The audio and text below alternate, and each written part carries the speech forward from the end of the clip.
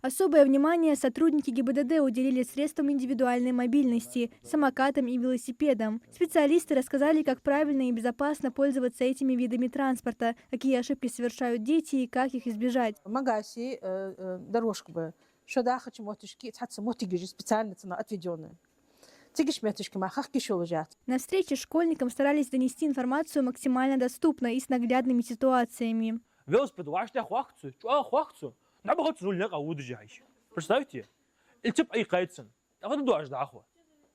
Асбах андалжи, велосипед масхах кишац. Отдельной темой встречи стало вождение транспорта несовершеннолетними. Это нарушение, которое часто встречается в нашем регионе. Сотрудники ГИБДД напомнили, что передача руля лицу, не достигшему 18 лет, влечет за собой административную ответственность. Вы тоже подрастающее поколение, ребята. Вы должны знать, что управлять транспортным средством без права управления вы не имеете права. По данным ГИБДД, с начала 2025 года в Республике Ингушетия выявлено более 120 тысяч административных правонарушений. Также в этом году произошло 13 дорожно-транспортных происшествий с участием детей до 16 лет. Чтобы избежать подобных случаев, необходимо регулярно напоминать школьникам о базовых правилах поведения на дорогах, считают сотрудники госавтоинспекции.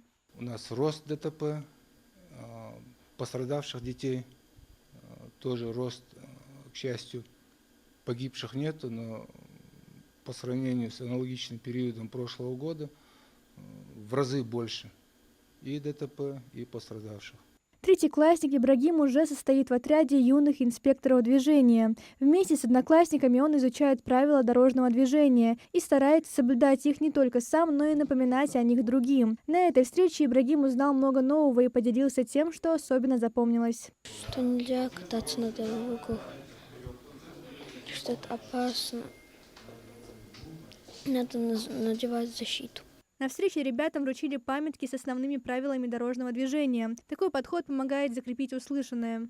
Я считаю, что мероприятие полезно тем, что они не только дают нам вспомнить правила дорожного движения, но и объясняют нам то, что нужно делать на дорогах, а что делать категорически нельзя.